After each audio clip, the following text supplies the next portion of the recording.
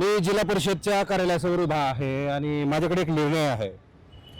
मागच्या जवळजवळ 3 ते 3.5 महिन्यांपासून 4 महिन्यांपासून मराठी महाराष्ट्राच्या माध्यमातून उमेद अभियानामध्ये जो काही भ्रष्टाचार झाला, ज्या लोकांवर आरोप करण्यात आलेले होते, ते आरोप कशा पद्धतीने आहेत, कसे पुरावे सादर केले जात आहेत, तक्रारदार महिलांकडून, ज्या कोणी केजच्या धारूरच्या महिला असतील किंवा मग शिरूरच्या महिला असतील, ज्या महिलांनी अन्न पाणी सोडून जे आहे ते या प्रकरणाकडे फार लक्ष केंद्रित केलेलं होतं आणि त्यांच्या लढ्याला जवळजवळ 70% यश आलेलं आहे असं म्हणायला हरकत नाही। त्यांनी जे काही लढा दिला आणि मराठी महाराष्ट्राने त्यांना ज्या काही पद्धतीनं मदत केली, त्यांची मदत मराठी महाराष्ट्र त्यांना मदत झाली, त्या मदतीला काही प्रमाणामध्ये यश आलं असं म्हणायला हरकत नाही। या उमेद अभियानाच्या माध्यमातून ज्या ज्या लोकांनी बोगस खातेदारांच्या नावावर रक्कम टाकली, बोगस अध्यक्षांच्या सचिवांच्या सह्या करून चेक वटवले आणि त्या चेकद्वारे अनेक लाखो कोटी रुपयांचा जो आहे तो भ्रष्टाचार केला, तो भ्रष्टाचार आता सिद्ध झालेला आहे। एक समिती नेमण्यात आलेली होती मागच्या 2 महिन्यापूर्वी, त्या समितीनं अहवाल सादर केला आणि त्या समितीच्या अहवालामध्ये या लोकांनी भ्रष्टाचार केल्याचं निदर्शनास आलं आणि त्या भ्रष्टाचार केलेल्या लोकांवर आता थेट सेवा समितीची कारवाई करण्यात आलेली आहे। त्यांची नावं मी या ठिकाणी वाचून दाखवतो तुम्हाला। संजय नामदेव गायकवाड, तालुका व्यवस्थापक, तालुका अभियान व्यवस्थापक कक्ष, पंचायत समिती धारूर। ओमकार मनोहरराव पंडित, तालुका व्यवस्थापक धारूर। राहुल सुभाष तनपुरे, तालुका व्यवस्थापक पंचायत समिती धारूर। सौम्युअल जयंत गावित, प्रभाग समन्वयक भोगलवाडी धारूर। श्रीमती सुप्रभा खेडकर, तालुका व्यवस्थापक, तालुका अभियान व्यवस्थापक कक्ष, पंचायत समिती शिरूर कासार। अमोल आदिनाथ गर्जे, प्रभाग समन्वयक शिरूर कासार। श्रीमती पुष्पा रवींद्र नागर गोजे, प्रभाग समन्वयक व्यवस्थापक कक्ष, पंचायत समिती शिरूर कासार। बाबासाहेब अर्जुन गुंड, प्रभाग समन्वयक शिरूर कासार। अशी 8 जणांची नावं आहेत। या 8 जणांना सेवा समितीची जी आहे ते त्यांच्यावर कारवाई करण्यात आली आहे। मुख्य अधिकारी जितीन रहमान यांनी हा निर्णय घेतलाय।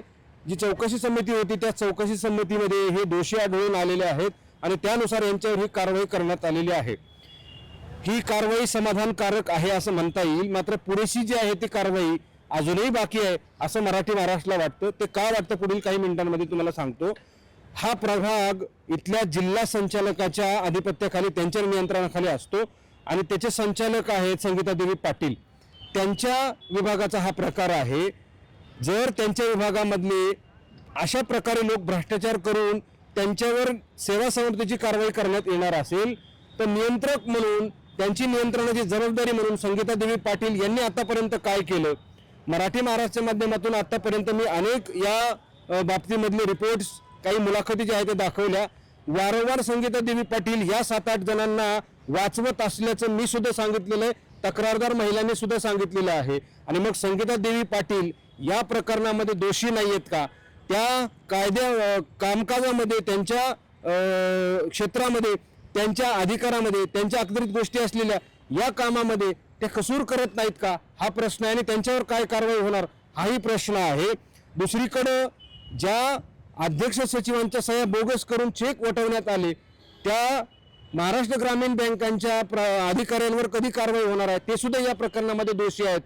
या अधिकाऱ्यांनी अशा प्रकारचे बनावट सह्य केलेला माणूस पुढे समोर उपस्थित नसताना काही लोक ज्या नावाचे आहेत ते नाहीच आहेत, कदाचित अस्तित्वातच नाहीत, अशा लोकांची चेक या महाराष्ट्र ग्रामीण बँकांच्या तिथल्या बँकेचे जे काही व्यवस्थापक आहेत, जे काही मॅनेजर आहेत, त्यांनी हे चेक वटवलेले आहेत, त्यांच्यावर कधी कारवाई होणार हा प्रश्न आहे। मराठी महाराष्ट्र आणि तक्रारदार इथेच थांबणार नाहीत।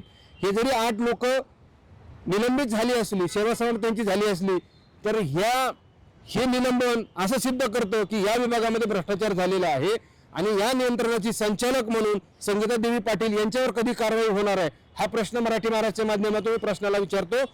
जितीन रहमान यांना सुद्धा हा प्रश्न विचारतो आणि समक्ष भेटून सुद्धा मी त्यांना हा प्रश्न विचारेल की संगीता देवी पाटील याच्यामध्ये दोषी नाही आहेत का, आणि दोषी असतील तर त्यांचा प्रस्ताव कधी पुढे जाणार आहे कारवाईचा, हा मी त्यांना प्रश्न विचारणार आहे। मराठी महाराष्ट्र येणाऱ्या काळामध्ये उमेद अभियानाच्या जिल्हाभरातल्या नेमक्या कुठं कुठं झालेत, राज्यभरात कुठं कुठं अशा प्रकारचे घोटाळे झालेत हे येणाऱ्या काळामध्ये बाहेर काढेल आणि जनतेसमोर मांडेल. या सगळ्या गोष्टीसाठी इथंच थांबतोय.